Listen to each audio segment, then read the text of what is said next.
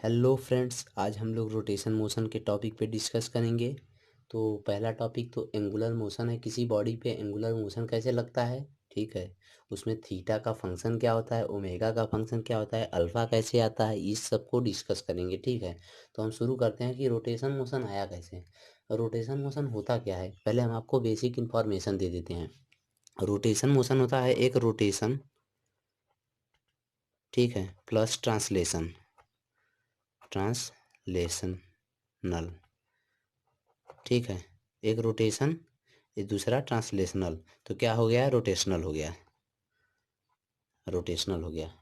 यानी इसमें रोटेट भी करता रहेगा, ट्रांसलेट यानी आगे भी बढ़ता रहेगा। जैसे पहिया होता है साइकिल का, ये घूमता भी रहता है और आगे भी बढ़ता रहता है, आगे भी, ठीक है। ये होता है रोटेशनल। ये इसमें रोटेट होता रहता है। देखिए, हम आपको एक ग्राफ के थ्रू मतलब एक फिगर के थ्रू समझाना चाहते हैं। देखिए, अगर ये सर्कल है, इस पे ये रोटेशन कैसे लगेगा, आर ओमेगा होता है रोटेशन। ये ओमेगा कैसे है, अभी हम आपको समझाते हैं।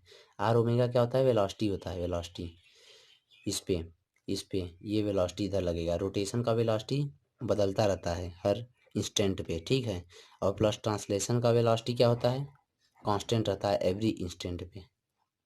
कहीं से किसी पॉइंट पे ले लेंगे वो भी सेम रहेगा।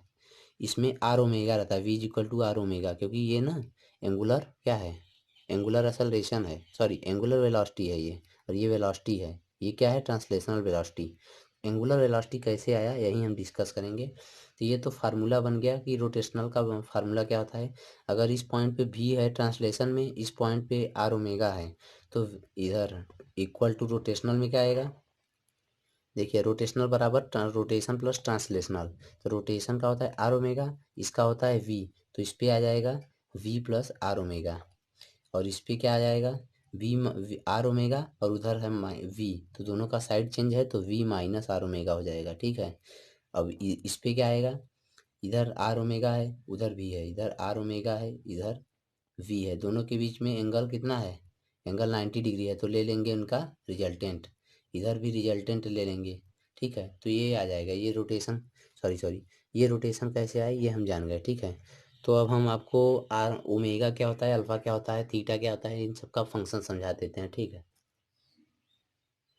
तो फ्रेंड्स, हम ये देखते हैं कि जो थीटा होता है ना, ये फंक्शन है किसका, टाइम का, ठीक है।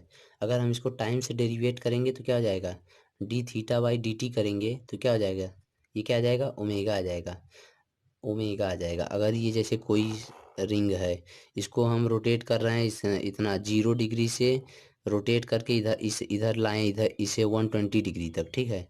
120 डिग्री तक रोटेट किए तो कितना टाइम लगा यहाँ से यहाँ तक पहुँचने में। इस इंस्टेंट से इस इंस्टेंट पे पहुंचने में जितना टाइम लगा है, अपॉन टाइम कर देंगे, upon upon angle upon time कर देंगे, तो यहीं आ जाएगा ओमेगा। ओमेगा यानी इसका वेलोसिटी आ जाएगा। और ट्रांसलेशन में क्या होता है, कितनी दूर चला, कितना समय लगा, अपॉन टाइम उसमें दूरी के साथ करना था, इसमें एंगल के साथ करना है, क्योंकि ये रोटेशन है। इसलिए ये क्या हो जाएगा, एंगुलर एक्सेलरेशन है, एंगुलर, सॉरी एंगुलर वेलोसिटी है, ठीक है।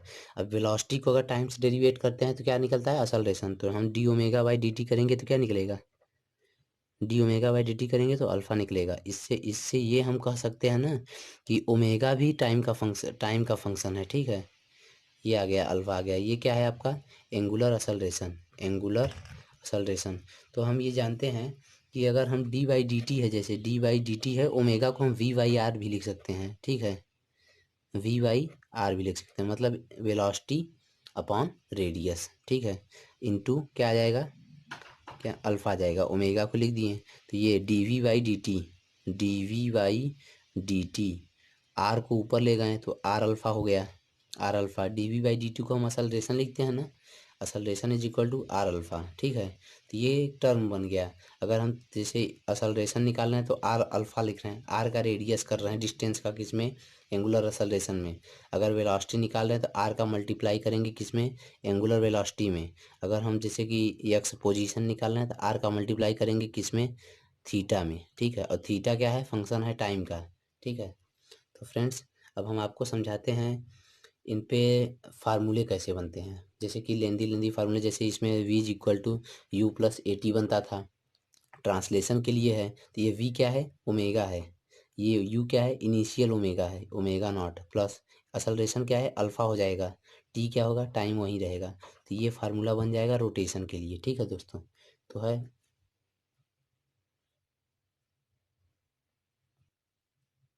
अब हम ये समझें कि जो फार्मूले हम ये लिखे थे आपके सामने, omega is equal to omega naught plus alpha T, ये कैसे आ गया। आप तो कह सकते हैं कि हम आपको बेवकूफ़ बना रहे हैं, तो बेवकूफ़ नहीं बना रहे भैया, हम इसको डेरिवेट करेंगे, हम ऐसे हवा में नहीं बात कर रहे हैं, ठीक है ना। हवा में बातें करने की आदत नहीं है हमारी। तो देखिए, अगर हम D omega by D T ये फार्मूला पढ़े हुए हैं, इसका अल्फ़ा आता है, ठीक है। तो हम अगर हम टाइम को उस तरफ भेज दें तो क्या हो जाएगा, D omega is equal to alpha into D T हो जाएगा। हम ये इसको इंटीग्रेट करते हैं, ठीक है, इसमें टाइम को, इसमें ओमेगा को। अगर इनिशियल ओमेगा ओमेगा नॉट है तो यहाँ पर जीरो टाइम पे था, ठीक है। अगर एट टाइम टी ओमेगा पूछ रहे हैं तो ओमेगा कितना होगा, तो इसको आएगा omega minus omega naught is equal to alpha T minus zero. इसको सॉल्व करेंगे, omega is equal to omega naught plus alpha T, यही आएगा फार्मूला ना। तो ठीक है, ऐसे ही सभी फार्मूले बनते हैं फ्रेंड्स। अभी हम आपको दिखा रहे हैं कैसे कैसे पूरे लीनियर के साथ दिखा रहे हैं, ठीक है, उनका कंपेयर करके दिखाएंगे आपको। तो फ्रेंड्स ये रहा कंपैरिजन बिटवीन फार्मूले। तो ये लीनियर है, ये एंगुलर मोशन का है, ये लीनियर मोशन का है। अगर इसमें v है, u है, at है, तो इसमें omega omega naught alpha T है, ठीक है। v is equal to U plus A T, omega is equal to omega naught plus alpha T. S is equal to U T plus half A T square, U के जगह पे omega naught हो गया, ये yes position cover करेगा, ये theta angle cover करेगा, बस यही है। इनमें ओमेगा है, एंगुलर वेलोसिटी है, इसमें लीनियर वेलोसिटी है, इसमें असलरेशन है, इसमें एंगुलर असलरेशन है, ठीक है। तो यही है फार्मूले। ये किसी टाइम टी पे मतलब उसका पोजीशन क्या होगा, ये फार्मूले है। किसी टाइम टी पे उसका एंगल कितना होगा, ये फार्मूला है, ठीक है। इसको आप लोग नोट कर लीजिए। अब हम आपसे कुछ क्वेश्चन लेते हैं, ठीक है, उसी जिसे कि आप लोग सॉल्व कर लेंगे, क्योंकि रोटेशन से पहले आप लोग ये एक टॉपिक सर्कुलर मोशन पढ़ चुके होंगे, मुझे इतना मालूम होगा। तो जहाँ तक सर्कुलर मोशन पढ़ चुके होंगे तो रोटेशन कुछ बेसिक को और सर्कुलर मोशन से कनेक्ट करके हम कुछ आपको बेसिक सवाल देते हैं, ठीक है। तो फ्रेंड्स ये रहा सवाल आपके लिए रोटेशन मोशन का। इसको हम आपको समझा देते हैं, 2 मिनट पॉज करके ट्राई कीजिएगा, क्योंकि ये बेसिक सवाल है। अगर ये नहीं आ रहा है तो फिर जेई मेन आपकी समझ लीजिए तैयारी नहीं हुई है सही से, ठीक है। ये सवाल देखिए, ठीक है, ये है, ये फिक्स है, ये फिक्स है, सेंटर इसको मानेंगे। इसके एक बॉक्स लगा दिए हैं, उसके ऊपर एक छोटा सा बॉक्स रख दिए हैं, उसे हम सेंटर को, पोल को हम घुमा रहे हैं ऐसे ऐसे। तो बॉक्स जब इसे इसके कांटेक्ट को कब छोड़ेगा, बस यही निकालना है, टाइम निकालना है एट विच ये जो बॉडी है इसके ऊपर जो बॉडी रखी हुई है, ये कब जस्ट स्लिप कर जाएगा, मतलब इससे बाहर चला जाएगा, ठीक है। इसे को हम घुमा रहे हैं, इसके ऊपर ये है, ये एक बॉक्स रखा हुआ है और इसे बार बार सर्कल में घुमा रहे हैं हम, तो ये कब निकल जाएगा इसको छोड़ के, यही निकालना है आप लोगों को, ठीक है। तो इतना हम जानते हैं फ्रेंड्स कि जैसे कि सेंटर से इसकी दूरी मापेंगे पहले, अगर यक्स है तो ये घुमाएंगे तो बाहर की तरफ सेंट्रीपिटल फोर्स लगेगा, एम एक्स ओमेगा स्क्वायर, ये फार्मूला जानते हैं। अगर ये कांटेक्ट में इसके है तो जब कांटेक्ट छोड़ेगा तो क्या कहेंगे उसको, लिविंग कांटेक्ट।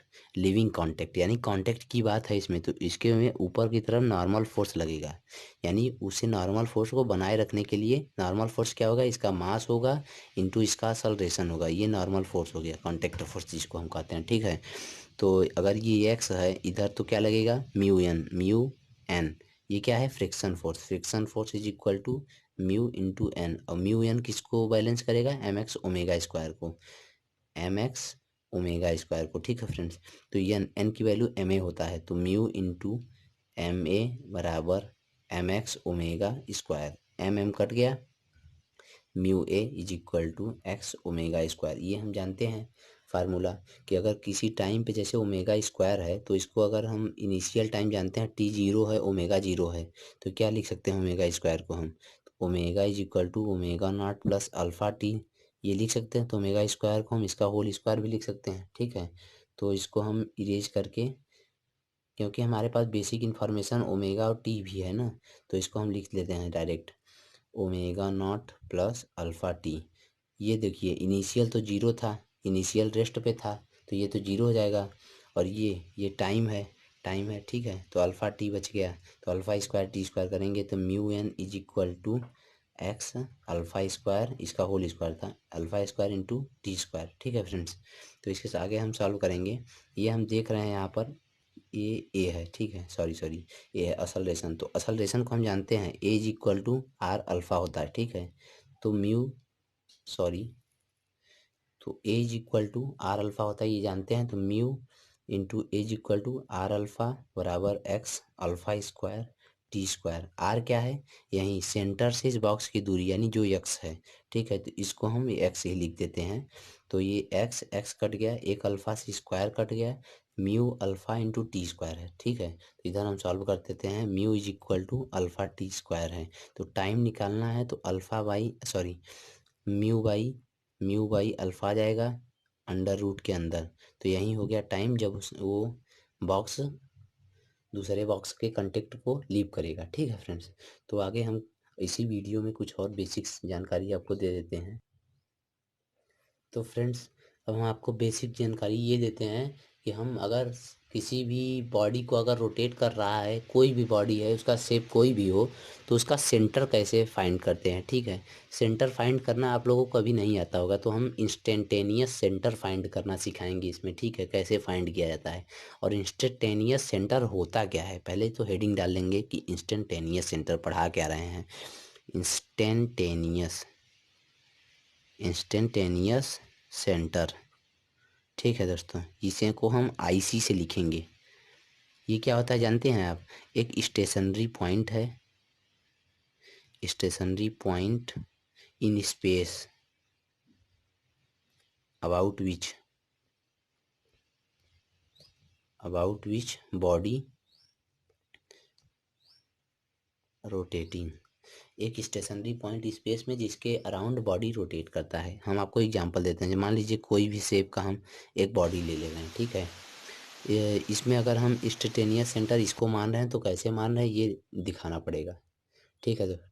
तो कैसे मान रहे हैं ये हमको दिखाना पड़ेगा। तो ये देखिए, अगर हम एक पॉइंट यहाँ पर ले ले रहे हैं, जैसे कि कोई पॉइंट ले ले रहे हैं, इसकी वेलोसिटी इधर v1 है, यहाँ से इसकी दूरी r1 है। इधर एक पॉइंट ले रहे हैं, इधर इसकी वेलोसिटी इंस्टेंटेनियस वेलोसिटी v2 है, सेंटर से इसकी दूरी r2 है, ठीक है। तो ये तो टेंजेंशियल वेलोसिटी होता ही है, ये तो हम भी जानते हैं, आप भी जानते हैं कि टेंजेंशियल वेलोसिटी होता है। तो ये तो टेंजेंशियल वेलोसिटी है दोनों। तो इसमें क्या है कि r1 और r2 ये दोनों बराबर नहीं है, क्योंकि हम ये सेंटर मान के थोड़ी चल रहे थे कि ये सर्कल है, ये r1 भी बराबर होगा, r2 भी बराबर होगा। ये हम ऐसे थोड़ी मान रहे हैं, ये r1 r2 बराबर नहीं है। तो इसका ये ज़रूरी थोड़ी है कि v1 और v2 भी बराबर होंगे ना, ये भी बराबर नहीं होंगे, लेकिन ये ज़रूरी है कि ओमेगा 1 ओमेगा 2 के बराबर होगा। क्यों, ओमेगा 1 क्या होता है भैया, v1/r1 ये बराबर होगा v2/r2 के। ओमेगा क्यों बराबर होगा, क्योंकि जो पार्टिकल नाच रहा है उसके उसके अराउंड नाच रहा है, उसका एंगुलर वेलोसिटी पक्का बराबर बराबर होगा, ठीक है फ्रेंड्स। उसका एंगुलर वेलोसिटी पक्का बराबर बराबर होगा उसके। तो ये हमेशा कांस्टेंट रहता है, ये कभी नहीं चेंज होता, कांस्टेंट। वी अलग हो सकता है, आर भी अलग हो सकता है, लेकिन v/r का जो रेशियो है यानी कि वो कभी कभी भी अलग नहीं हो सकता। तो फ्रेंड्स, यही रहा बेसिक इन्फॉर्मेशन। अब हम आपको एक ऐसा सवाल देंगे जो जेई में 2 बार पूछा जा चुका है, 2 बार जेई मेंस में आ चुका है सवाल। तो वो सवाल हम नोट करते हैं आपके लिए।